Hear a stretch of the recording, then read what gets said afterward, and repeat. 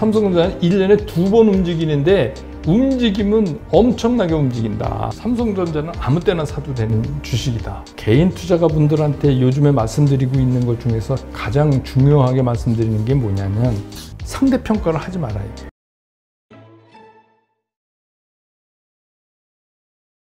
오늘 초대한 분은 주식은 그렇게 하는 게 아닙니다. 네, 이 책의 저자시죠. 한세구 저자님을 모셨습니다. 안녕하세요. 네, 안녕하십니까. 일단 뭐 반갑게 이렇게 알아보시는 분들도 있으실 텐데요. 연세 있으신 분들 가운데서는 한 40년간 이 증권가에서 근무를 하셨고요. 또 증권 프로의 앵커로도 활동을 하시면서 많은 분들에게 그 좋은 정보들을 제공해 주셨던 분이시죠. 증권가의 전설이시기도 하는데 54년생이시라는 말을 듣고 저는 깜짝 놀랐습니다. 연세가 벌써 그럼 70? 네, 이제 내일 모레 70입니다. 68입니다. 예. 네. 하여튼 뭐 상당히 동안이신데요. 하여튼 요즘은 이제 뭐 백만개미라는 유튜브도 운영을 하시면서 이제 즐겁게 노후 생활을 보내고 계시는데, 이번에 이제 그 우리 개미들이 투자하는 패턴에 대해서 조금 불안함을 느끼시고 이제 네. 이런 책을 내셨는데, 네. 일단 이 내용에 대해서 한번 좀 말씀을 나눠볼게요. 네.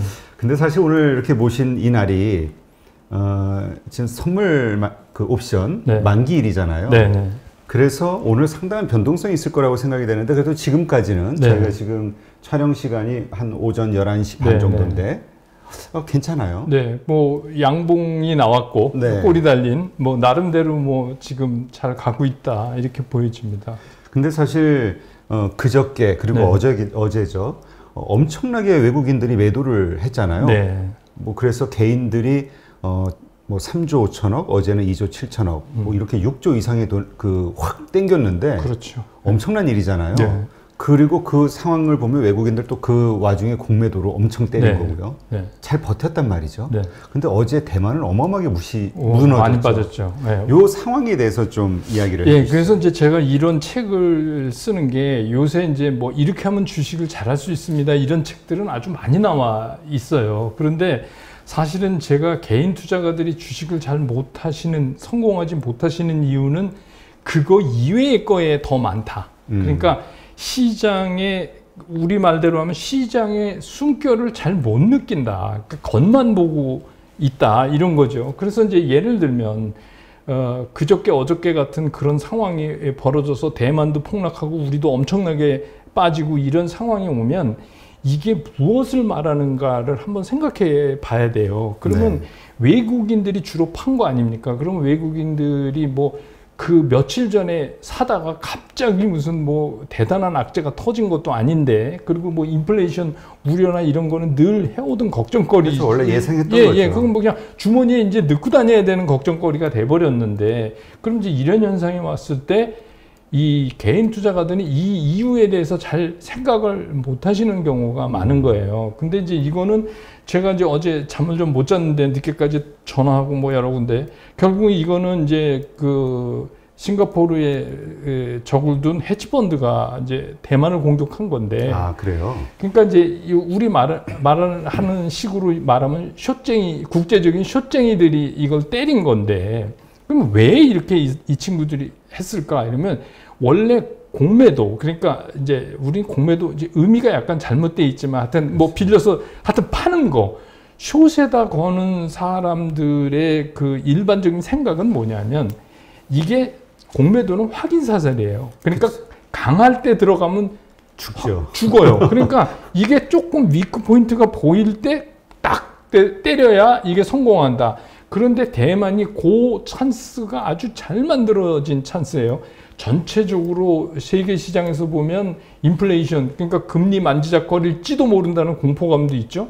그런데다가 대만이 레버리지가 엄청나게 걸렸어요. 우리 시장보다 더 많이 걸려 있고, 그날이 마침 대만이 옵션 만기일이에요. 우린 목요일이지만 걔는 수요일이거든요.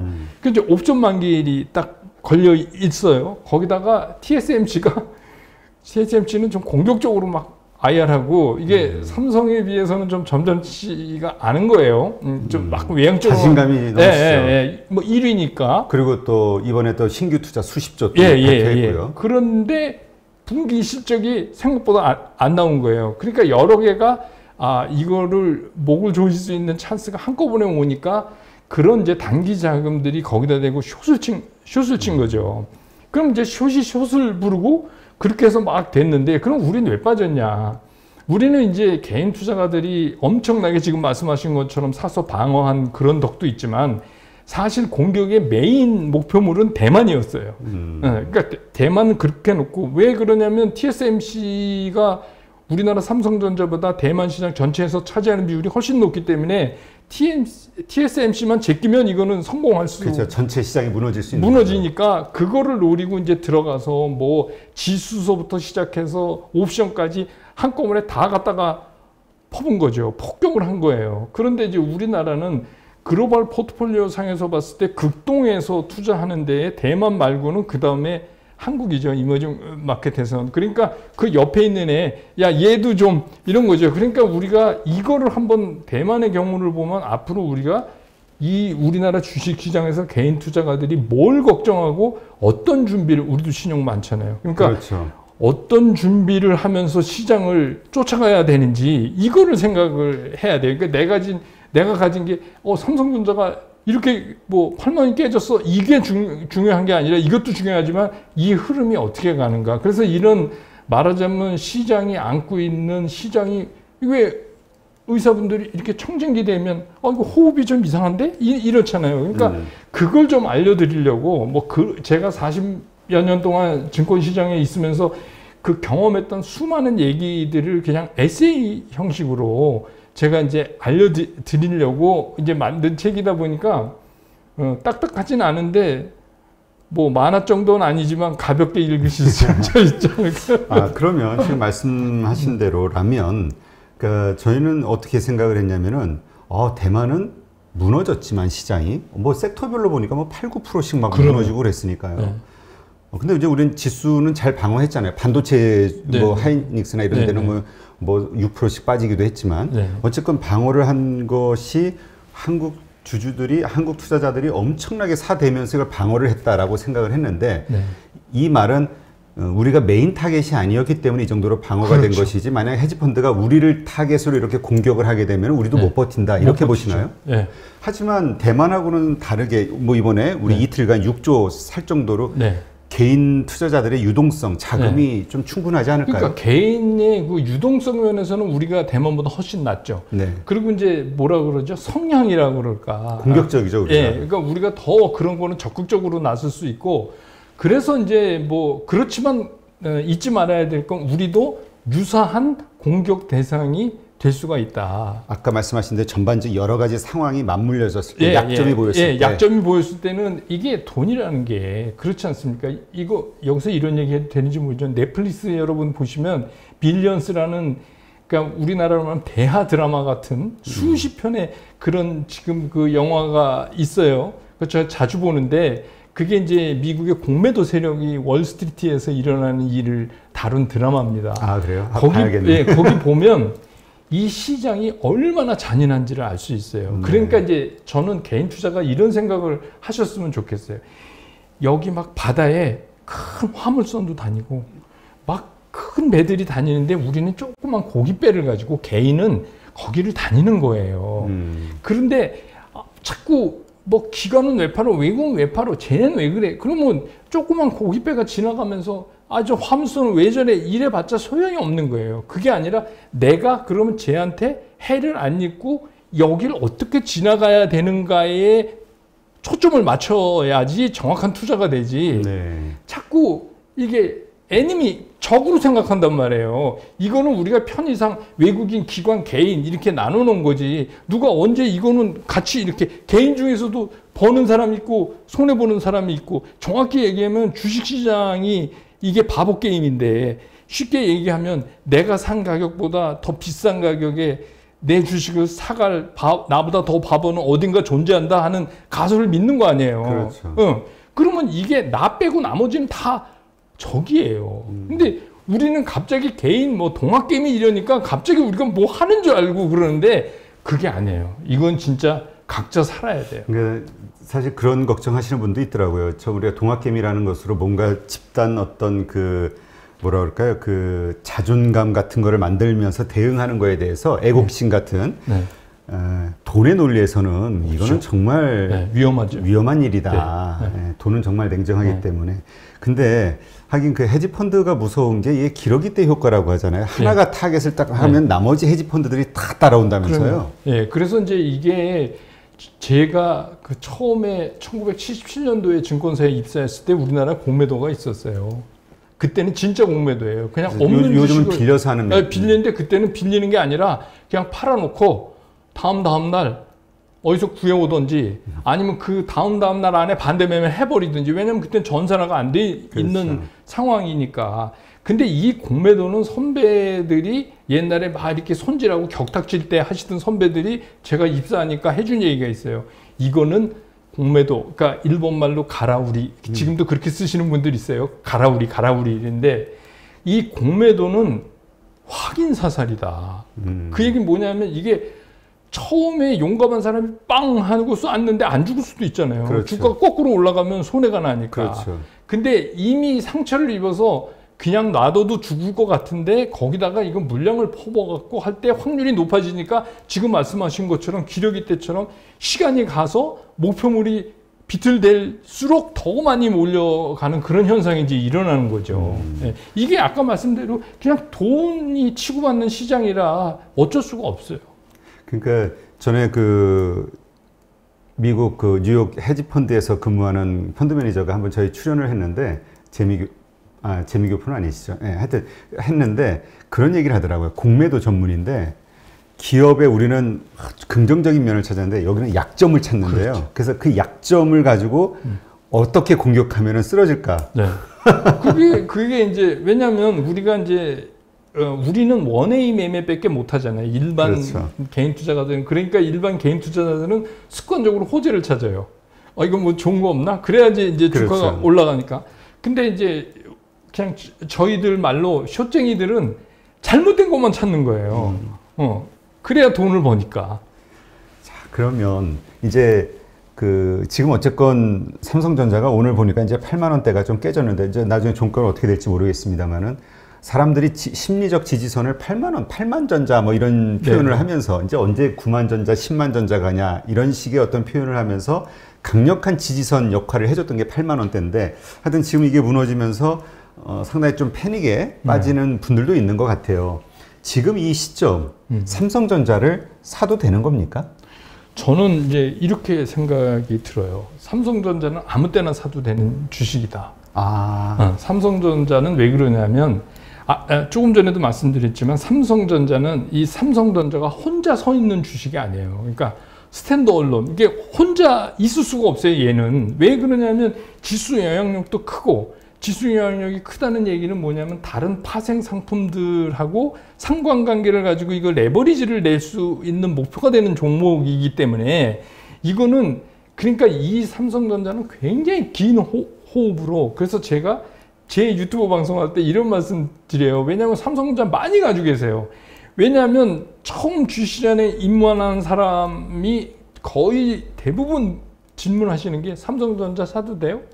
네. 지금 사도 돼요? 이렇게 두 가지를 물어보십니다. 네. 대부분 그러시잖아요. 그러니까 거기에 엄청 많이 지금 물려 있는데 이제 이런 거죠. 그러면 삼성전자는 항상 사도 된다는 얘기는 뭐냐면 삼성전자는 제가 1년에 2번 움직입니다. 이렇게 말씀을 드려요. 삼성전자는 1년에 2번 움직이는데 움직임은 엄청나게 움직인다. 왜냐하면 삼성전자는 시장의 방향성이 딱 바뀔 때 움직인다. 그러니까 그런 속성을 가지고 있으니까 제가 항상 말하는 게 그런 주식을 살 때는 그냥 내가 있는 돈 삼성전자 사야지 하고 한꺼번에 다 사시는 게 아니다. 이거를 한 20% 사보고 또 그 다음날 올라가면 다음날 올라가면 그 전전날 싸게 사서 좋은 거고, 떨어지면 지금 더 싸게 사서 좋은 거고, 이런 생각으로 이거를 구성을 해 가서 내가 가진 포트폴리오에 삼성전자라는 반도체 회사, 한국을 대표하는 회사의 포션을 어느 정도 가져가겠다 하는 거를 놓고 사신다면 아무 때나 사셔도 되는 거다, 사실은. 그런 말씀을 드리는데 제 생각이 그래요. 근데 단기적으로는 삼성전자가 금방 주가가 회복하기는 뭐 더 이상 빠지는 건 몰라도 회복하기는 조금 어렵지 않을까. 그 얘기는 뭐냐면 아시잖아요. 이게 주식시장은 뭔가 야단법석을 떨 게 거리가 없어서 못하는 데가 주식시장인데 그러면 이거보다 더 좋은 게 어디 있습니까? 주식시장에서는 악재가 나와도 그 11.6대 박 대통령 돌아가셨을 때 3일 빠졌어요. 그러니까 주식시장에는 악재냐 호재냐가 정해지면 그 다음에 금방 끝나요. 근데 문제는 뭐냐면 이 불확실성인데 자 그러면 인플레이션이 뭐 많아져서 금리를 만지작거린댔다가 뭐 연준의 누구는 아니랬다가 맨날 뉴스가 막 엄청나게 쏟아져 나오니까 개인 투자가들이 갈피를 못 잡는데 그 얘기는 무슨 얘기냐? 이거 답을 누가 내주겠어요? 6월에 FOMC 회의 아니면 믿을 게 없잖아요. 그렇죠. 그 얘기는 뭐냐면 6월까지 얘는 계속 우리를 괴롭힐 거다 이거예요. 그러니까 6월에 우리가 걱정하고 있는 게 그 테이퍼링에 대한 이야기가 나올 거냐 이건데 이게 이제 나오냐 안 나오냐가 확인이 된 후에 방향이 결정이 될 것이다. 예. 그리고 오히려 암만 악재도 아니 뭐 주식시장이라는 게 유동성 풀었다가 걷어들였다 이런 걸 한두 번 당하냐고요. 그러니까 어느 쪽 방향에도 결정이 되면 물론 나쁜 쪽으로 결정되면 순간적으로 충격은 받겠지만 그게 시장이 소화를 해서 어떻게 이제 살아나가는 방법을 또 만들어내죠. 근데 문제는 뭐냐면 어디로 갈지를 모른다는 거예요. 그러니까 지금은 그거를 해결해 줄 거는 6월에 FOMC 회의밖에 없는데 그러면 그때까지는 그냥 내재된 문제예요. 그러니까 아무 때나 꺼내도 되는 걸림돌이 된 거예요. 테이퍼링에 대한 그렇죠. 불안감이. 네. 그런데 그것도 뭐 테이퍼링이 될지 금리까지 안 가는지 아니면 뭐 자산 매입에서 조금 손을 낼 건지 이거 아무도 모르잖아요. 그렇죠? 그죠? 네. 그러니까 그런 상태가 계속되는 한은 삼성전자 같은 거, 그러니까 우리 이제 뭐 현대차도 삼성, 저는 이제 이거를 독립군이라고 그래요. 하이브리드다. 그러니까 성장도 아니고 이거는 경기 민감도 아니고. 양쪽을 다 가지고 양쪽을, 그러니까 좋을 때는 양다리 걸쳐서 다 올라가는데 장이 나쁠 때는 양쪽에 다 영향을 받거든요. 그러니까 지금 이제 그런 상태니까 그런 쪽은 6월에 어떻게 정리가 돼서 시장한테 뭘 던져줄 때까지는 조금 힘들다 이렇게 보는 거죠. 좀 지지부진할 수 있다. 네. 근데 이제 또 이렇게 보는 분들도 있어요. 그러니까 이게 삼성전자는 사실 단타 종목은 아니잖아요. 그러면. 그러니까 장기 투자로 배당을 받으면서 미래를 믿고 뭐 1년 후, 2년 후, 3년 후 계속 상승할 거라고 믿는 분들에게는 사실 이런 거를 신경 쓸 필요는 없다. 결국은 오를 것이니까. 그렇죠. 이런 얘기를 하시는 분도 있는데 근데 이제 성향이 조급한 분들이 삼성전자를 사놓고 계속 체크를 하니까. 그러시면 안 돼요. 그러니까 삼성전자는 정말 느긋한 사람만 사야 된다. 장기 투자자. 근데 이제 이게 현실적으로 제가 이제 그 업계 생활을 40몇 년 해왔지만 저는 이제 그 방송, 경제방송 앵커 할 때도 제가 애널리스트한테 질문을 너무 직설적으로 해갖고 막 안 나오려고 그러는 친구도 있었어요. 근데 이제 그게 뭐냐 하면 막 어떤 종목이 좋다 그러면 제가 가만히 이렇게 듣고 있다가 그럼 그거 지금 사요? 이러면 세상에 그런 질문이 어디 있습니까? 그 더군다나 메인 방송에서 그 당황하죠. 그럼 제가 그런 일주일 후에 살까요? 그래도 또 답이 안 나와요. 시원하게. 그 얘기는 뭐냐 하면 이런 거죠. 우량주를 장기 투자하면 주식 투자에 성공할 수 있습니다. 이렇게 얘기하는 거는 그냥 비유를 들면 이런 것 같아요. 그냥 유치원 어린이한테 너 부모님 말씀 잘 듣고 공부 잘하면 훌륭한 사람이 될 수 있어. 뭐 거의 그런 거나 똑같은 거예요. 사실 그게 아무 의미가 없어요. 근데 이제 왜 요새 그런 게 유행이 됐냐. 이제 그 삼성전자 때문에 대박이 나서 벼락부자가 됐다는 분들이 이제 몇 분이 나오셨잖아요. 그래서 이게 장기 투자하면 맨날 소환되는 게 삼성전자예요. 근데 사실 십몇 년 전에 삼성전자를 진짜 우리가 그렇게 미래를 보고 살 수 있었을까? 그때로 돌아가면 저도 그런 생각 그때는 안 했어요. 그냥 원 오브 댐, 그냥 어떤 한 종목이지 이게 그렇게 갈 거라고 생각을 못 했다는 얘기거든요. 그러면 삼성전자가 아닌 그때 잘 나가던 주식 샀으면 지금 거꾸로 마이너스 된 것도 많아요. 그렇죠. 그러니까, 고점에 샀으면. 그러니까 이제 제 얘기는 뭐냐면 이거를 너무 우리가 이런 대박, 뭐 이렇게 해서 인생 역전 이런 쪽에 목표를 두고 삼성전자를 보면 이제 안 돼요. 이제는 삼성전자는 그러니까 앞으로 십몇 년 후에 옛날에 과거에 삼성전자가 그랬던 것처럼 대박날 종목을 아는 사람은 진짜 대단한 해안이 있거나 아니면 전생에 나라를 구했거나 이거는 제가 그래서 우스갯소리로 그런 분들은 로또 사도 맞아요. 그러니까 우리가 그냥 현실적으로 보통 개인 투자가들이 좀 길게 가지고 가면 한 3개월 안 해요. 그 정도잖아요. 뭐 단타 이러면 그냥 며칠 만에 그냥 뭐 일주일 내에 팔아버리고 막 그러는 걸 말하는 거고. 그러니까 저는 이제 가장 개인들이 선호하는 일반적 관점에서 말씀을 많이 드리거든요. 이제 그런 입장에서 본다면 삼성전자는 이미 거기를 벗어나 있는 종목이죠. 그렇죠. 우리가 자꾸 그 생각하는 건 삼성전자 과거 100배, 200배 상승했잖아. 앞으로도 이제 그러리라는 기대감이 마음속에 있는데 그럴 수 있는 종목은 아니다. 이미 성장이 돼 있고 그 대신 이제 뭐 배당이라든가 그다음에 그렇죠. 또 그 금융권 이상 이자 이상의 성장 이런 거를 안정적으로 기대할 수 있는 주식 이렇게 이해를 해야 되는 거고. 그래서 뭐 이제 이런 거죠. 저는 개인 투자가 분들한테 요즘에 말씀드리고 있는 것 중에서 가장 중요하게 말씀드리는 게 뭐냐면 이 상대평가를 하지 마라 이게. 그러니까 제가 막 축구 선수가 될 수 있다고 해서 막 손흥민 정기를 딸딸 외운다고 그래서 제가 될 수가 있냐는 거예요. 근데 딸딸 외우다 보면 뭐 동네 축구하는 데 나가서 볼 좀 잘 찬다 소리 들을 수는 있겠죠. 그러니까 말하자면 그런 건데 모든 분들이 주식시장에 입문을 하면서 거기서 인생이 바뀐다고 자꾸 생각을 하는 거예요. 그만큼 요즘 뭐 자산 가격, 부동산 가격, 지배 폭등이라든가 그러니까 대체 탈출구가 없으니까. 그래서 저는 젊은 친구들이 영끌하는 거에 저는 찬성이에요. 그러니까 저는 이런 거죠. 뭐 이런 매체나 여기도 이제 8.15도 중요 매체인데 이런 데 나와가지고 뭐 젊은 사람들이 영끌해갖고 그거 신용 써갖고 이러다 한 방에 훅 가면 어떡할 건 이런 훈계하지 마라 이거예요. 어떻게 보면 저희가 70이 다 된 사람이 요즘 젊은 사람들이 그렇게밖에 할 수 없게 만든 게 저는 가슴 아픈 거지.